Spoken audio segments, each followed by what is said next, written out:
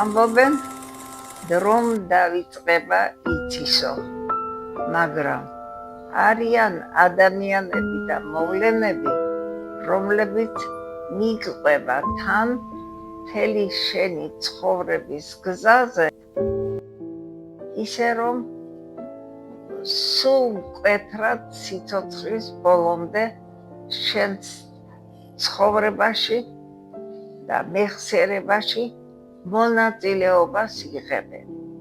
ასეთები იყო ჩემთვის ნელი ბაბუნაშვილი და ნოდარ ჯანაშია, რომელთანაც მე მაკავშირებს ჩემი ცხოვრების ძალიან ბევრი მოვლენა, ძალიან ბევრი მოგონება და ფიქრობ, იმედი მაქვს, რომ ასევე გამყვება ჩემი ცხოვრების ბოლომდე.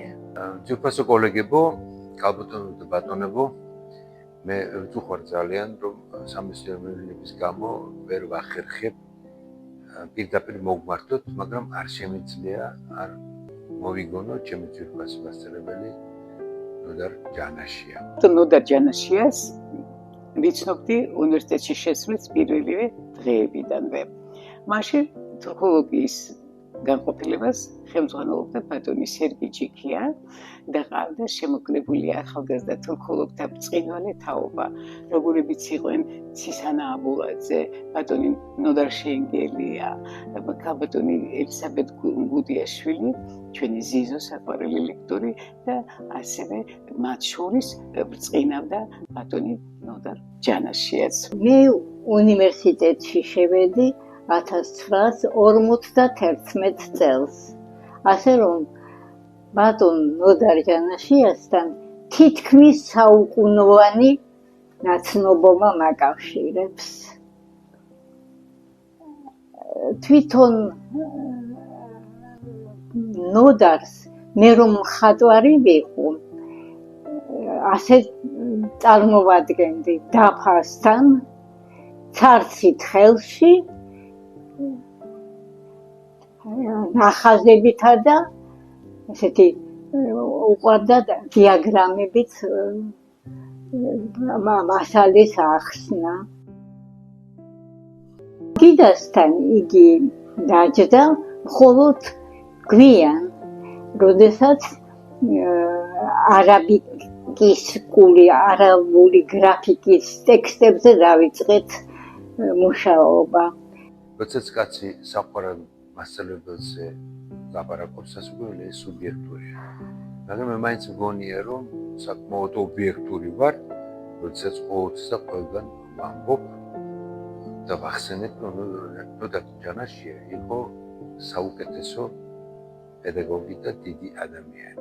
ნელი ბაბუნაშვილი და მე ვიყავით უნივერსიტეტის ამხანაგები, მაგრამ უნივერსიტეტის ამხანაგები მარტო კი არ ყოფილვართ, ჩვენ ვიყავით უახლოესი მეგობრები და ის რაც ჩვენთან ხდებოდა იმის ოჯახში და ჩემს ოჯახში ორივესთვის იყო ახლობელი, მნიშვნელოვანი და ერთმანეთთან გასაზიარებელი. დღესაც, როდესაც ვიგონებ ნელის და მის ოჯახს, მასთან სიახლოვეს, დღესაც აი სიტკბონარევი წუხარება მოსდევს ხოლმე აი ამ მოგონებს. მივესალმები პირველ საერთაშორისო სიმპოზიუმს ქართული თურქოლოგიის წარსული აწმყო და მომავალი, რომელიც ცნობილი ქართველი თურქოლოგის პროფესორი ნოდარ ჯანაშიას დაბადების 100 წლის იუბილეს ეძღვნება. ეს მიცხვნა განსაკუთრებით მნიშვნელოვანია ჩვენთვის იმ თაობისთვის, რომელსაც აღმოსავლეთმცოდნეობის ის ფაკულტეტი ახსოვს, სადაც ბატონი ნოდარი და ჩვენი თაობისთვის ძვირფასი სხვა დიდი პროფესორები მოღვაწეობდნენ და იმ ფაკულტეტის გახსენება რეალურად ამ დიდი ადამიანების გახსენება, იმათი, რომლებმაც უნივერსიტეტის ისტორიაში წარუშლელი ფურცლები ჩაწერეს, ქართული აღმოსავლეთმცოდნეობის ისტორიაშიც. ნამდვილად ბედნიერი ვარ, რომ ჩემი სტუდენტობის წლებში მომეცა საშუალება ამ ადამიანებთან მქონოდა ურთიერთობა და ეს ადამიანები ცოცხლად არიან ჩემს მეხსიერებაში.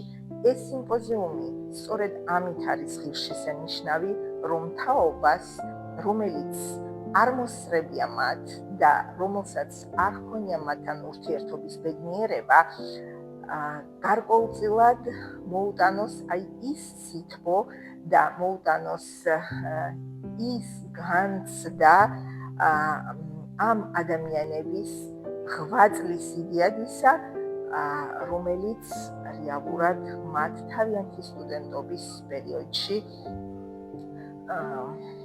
არ ჰქონიათ და აი ასეთი ღონისძიებებით ვფიქრობ, რომ ჩვენი ახალი თაობა რაღაცნაირად იქნება შუაში აი ამ დიდი წარსულისა და იმ დიდი მომავლისა, რომელიც მათი შესაქმნელია სწორედ აი ასეთი წარსულის საფუძველზე.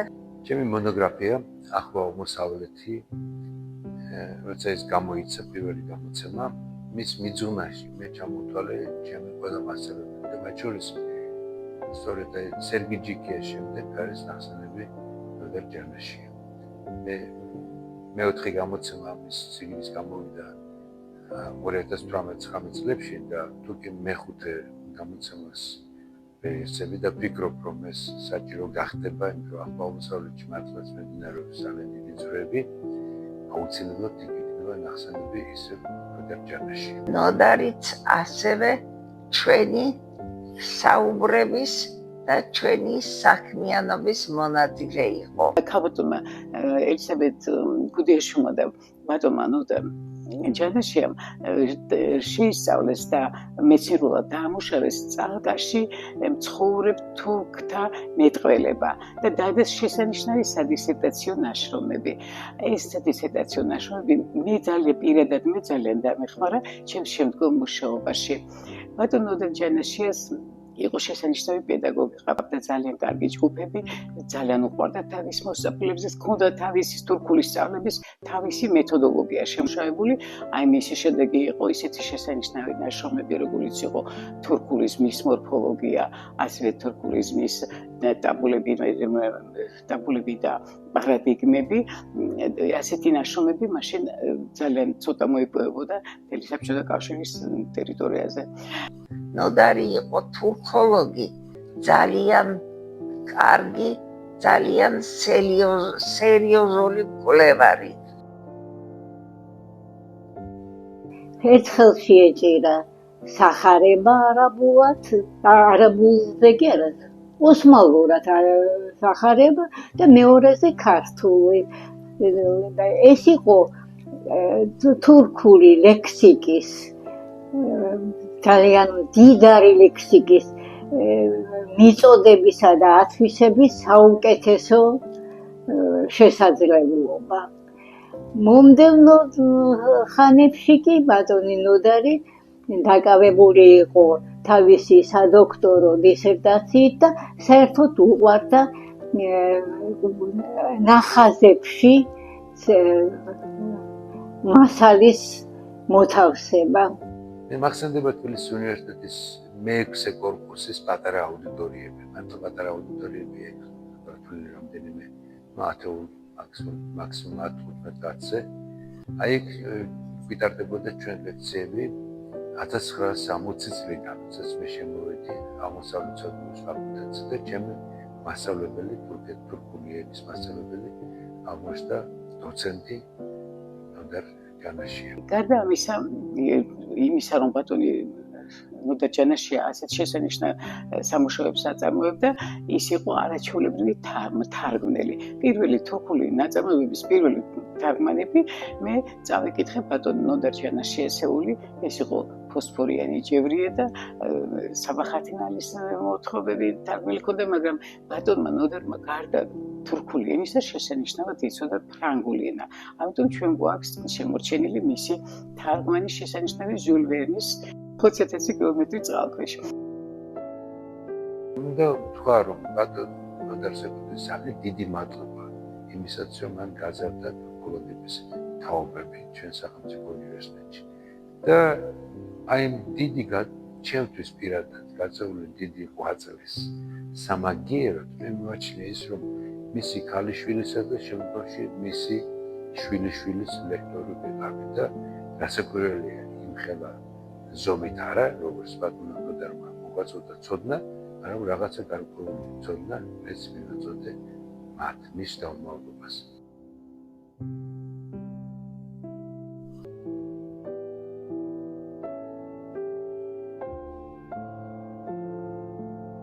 იყო ძალიან კარგი მთარგმნელი, ეს ახლა ამაზე ჩემი საუბარი და ზედმეტია, მკითხველი ფართე ყავდა და ძალიან საინტერესოდ და ისეთი ძარღვიანი ღრმა ქართულით გადმოდიოდა ქართულ ენაზე თურქული იმდროინდელი გამორჩეული სალიტერატურო ძეგლები. პირველი კურსელისათვის იმაში 7 წელს ვიყავი, ბატონი ნოდარი ჩანდა როგორც ხნიერი კაცი. სიამოვნებაში 35 წელს აი, ასე რომ დღევანდელი პოზიციიდან ის იყო ახალგაზრდა მეცნიერი. ყოველთვის ძალიან აკურატულად ჩაცმული. ეს მინდა ხაზგასმით აღნიშნოთ, რომ სამწუხაროდ ახლა ბევრმა თქვა დაივიწყეს უნივერსიტეტში, ეს აუცილებელია. ერუდირებული იჭიერი კაცი, სუბუქი იუმორის გზნობის მქონე. ეს ძალიან მნიშვნელოვანი იყო. აი ესეთი იყო ნოდარ ჯანაშია, რომელიც მე მახსოვს.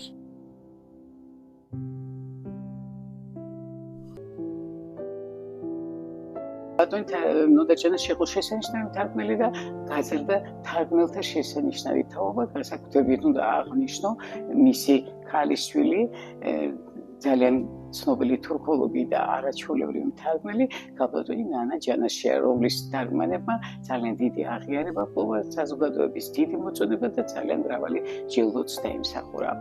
ბატონი ნოდარ ჯანაშია გარდა იმისა, რომ იყო მთარგმნელი, იყო შესანიშნავი მასწავლებელი და გახაზარდა შესანიშნავი თაობა თურქოლოგებისა, რომლებიც ახლა მუშაობენ როგორც საქართველოს საელჩოში, თურქეთში, ასევე ძალიან დიდ თურქულ კომპანიებში, დაიცვეს დისერტაციები, არიან შესანიშნავი მეცნიერები. აი ახლა ვაგონდება, რომ ის ბევრი სხვა რამითაც იყო გამორჩეული. მას ჰქონდა ძალიან საინტერესო მხატვრული ესთეტიკური აღქმა ბუნებისა. კვირა დღეს წავიდოდა ხოლმე, დადიოდა ხანდახან ძალიან შორს სადღაცა ღრეში და მოდიოდა შინ დატვირთული სხვადასხვა მცენარეების ფესვებით, რაღაცა ერთი შეხედვით უცნაური ტვირთით და ნელი ხანდახან წაიბუზღუნავდა ხოლმე, რომ ავსო სახლი ამ რაღაცა ნაყარ-ნუყარი ხეებითო. მაგრამ სინამდვილეში ნოდარს ჰქონდა აი ამისი ესთეტიური გრძნობა და ამ ძველ დაღრეკილ ფესვებში ის ხედავდა დიდ სილამაზეს, მოიტანდა შინ, გარეცხავდა, გააბრიალებდა, რასაც ზედმეტად მიიჩნევდა წათლი და გააკეთებდა ისეთ რამეს, რაც აი ამ უბრალო დაგრეხილი ფესვიდან ქმნიდა ხელოვნების ნაწარმოებს. სავსე იყო სახლი აი ამ ნოდარის ნამუშევრებით. საინტერესო შემოქმედებითი პიროვნება იყო და ძალიან უყვარდა საერთოდ ბუნებაში გასვლა. სტუდენტობის დროს ხშირად ჩვენი ფაკულტეტი პირველი კურსიდან მეხუთე კურსამდე იკრიბებოდა და ქალაქ გარეთ საბარგო, სატვირთო მანქანით დავდიოდით. აი მახსოვს ჩარგალში ვიყავით ასე და სხვადღან და სხვა ადგილებში. ბატონი ნოდარი მუდამ იყო ჩვენთან. ყოველთვის ვატყობინებდი მე როდესაც დავამთავრე და მუშაობა დავიწყე ხელნაწერთა ცენტრში.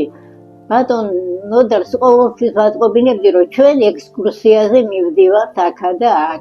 ისიც ჩვენი თანამგზავრი იყო, ასე რომ ჩემი ინსტიტუტის იმდროინდელ თანამშრომლებს ბატონი ნოდარი ისევე თანამშრომლად და მეგობრულად ყავდათ გვერდით როგორც მე.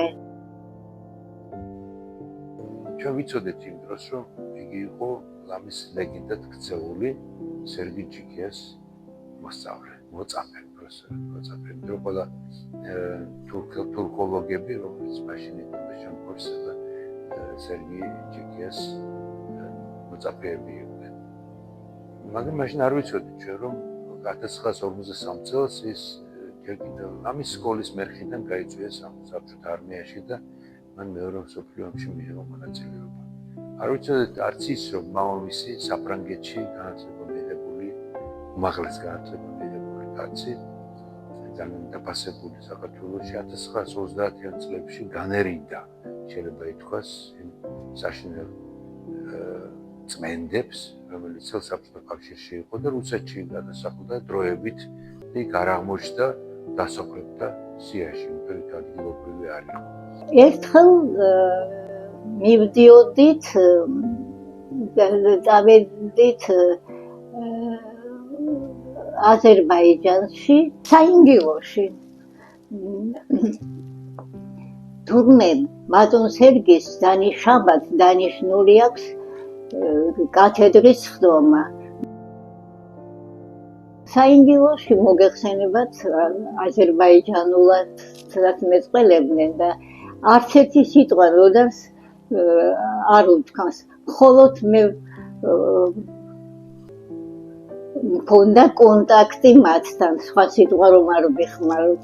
ეს უბრალოდ მან საშუალება მომცა იმისა, რომ პრაქტიკა გამომეყენებინა იყოფნა და საერთოდ გამომემჟღავნებინა თურქული ენის ცოდნა და ამეთვისებინა იქაურ დიალექტზე მეტყვი ხალხის საერთოდ ლექსიკა თუ გრამატიკული კატეგორიები. ბატონი სერგი ძალიან გაჯავდა, როდესაც გაიგო, რომ კათედრის ხდომაზე არ მივიდა და იყო ასე ექსკურსიაზე საინგილოში. ვიცოდით ის, რომ საუკეთესოდ გასწავლიდა ჯანაშია თურქულ ენას. ჩემი საკუთარ ხანგრძლივი და მრავალფეროვანი სამეცნიერო დიპლომატიური კარიერის მანძილზე, როდესაც მე თურქეთის ისტორიიდან გადავერთე ჯერ მთლიანად ახლო-აღმოსავლეთის პოლიტიკურ და სოციალურ-ეკონომიკურ გეოგრაფიას და შემდგომ 20 წელი მომხდა დიპლომატიურ სამსახურში ყოფნა. თურქული ენა, რო გითხრათ სიმართლე, ინტენსიურად დაგამჯობებია. მაგრამ ყოველ შემთხვევაში ის რაც მასწავლა ბატონმა ნოდარმა დღემდე მახსოვს და აი ამ დღეს ამ დღეებში როდესაც მე ბაქოში ვიყო, ვიცი რომ თქვათი ჩემს ენას გაიგებენ. მე შეიძლება ვერ გავიგო მათი, მაგრამ ისინი გაიგებენ ისაც მე ვისწავლე. ბატონი ნოდარი გარდა იმისა, რომ ქართულ სამეცნიერო საზოგადოებას, თურქოლოგთა საზოგადოებას უძღვებოდა, იყო აგრეთვე შესანიშნავი ხელმძღვანელი მთელ საბჭოთა კავშირის ტერიტორიაზე თურქულენოვანი ხალხის მეცნიერებისთვისაც. ისინი ჩვენთან მაშინ იყო ძალიან ძლიერი საბჭო, რომელსაც ჰქონდა ხარისხების დაცვის უფლება და ყველანი ჩამოდიოდნენ თბილისში, აქ იცავდნენ დისერტაციის. ბატონი ნოდარი აკვალიანებდა მათ, გზას უჩვენებდა და ასე რომ მისი მოწაფეები ქვია იმათაც სახელად გამთენილი არიან მთელი რუსეთის ტერიტორიაზე, მაშინდელი საბჭოთა კავშირის ტერიტორიაზე.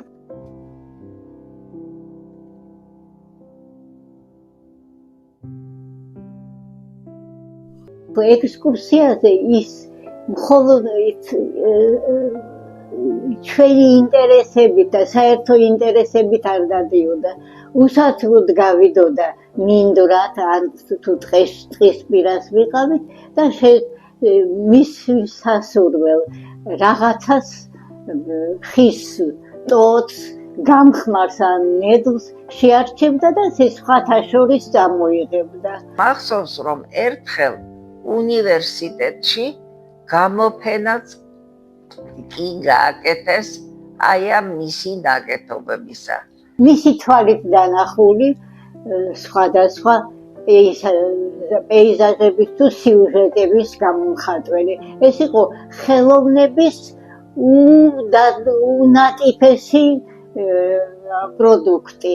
და ამ სეთი ნამუშევრების მან გამოფენაც კი მოაწყო უნივერსიტეტში მეორე თუ მესამე სართულის ფოიეში, აი კიბეებიდან რო ადიხართ, მაშინვე მას მთლიანად სავსე იყო ეს კიბის თავიდან აუდიტორიის დასასრულამდე.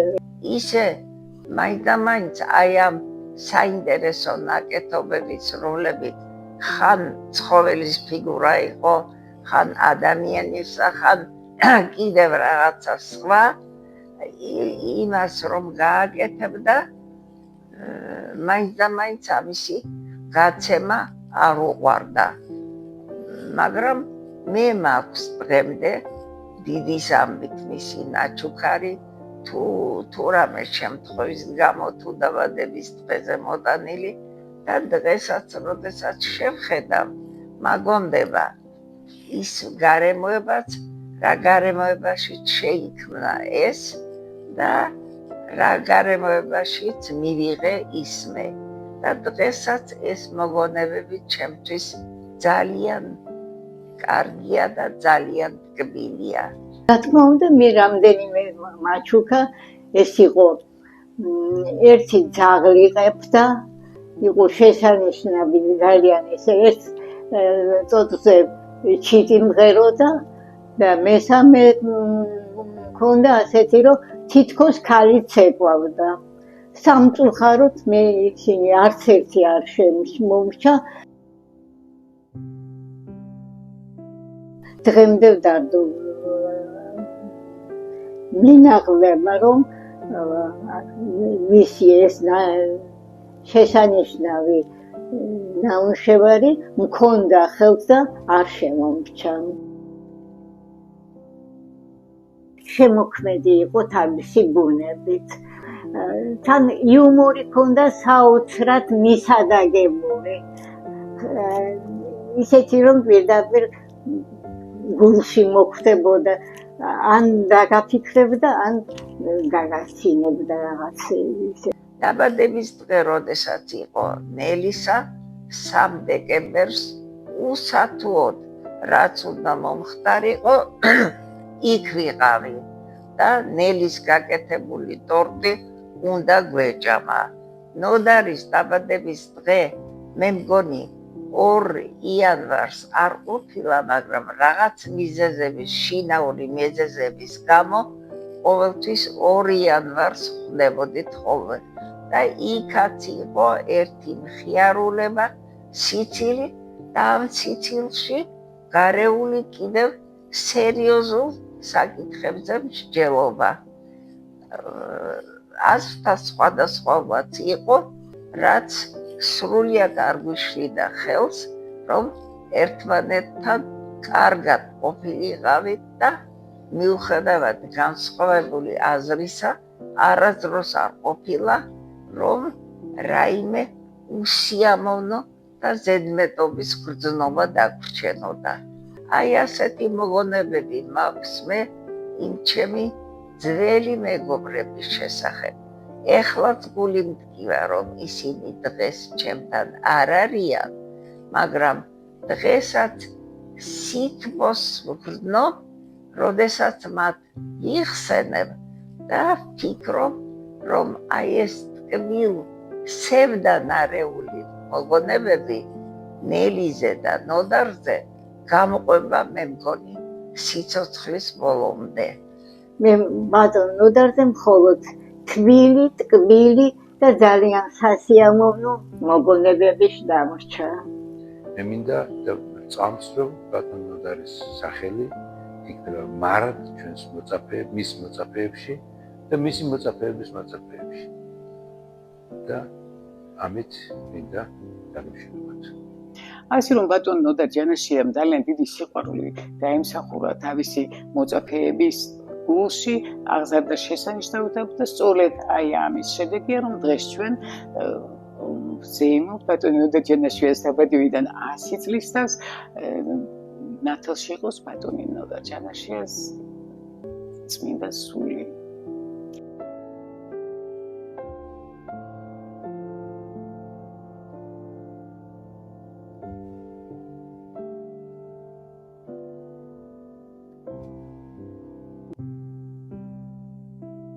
We did.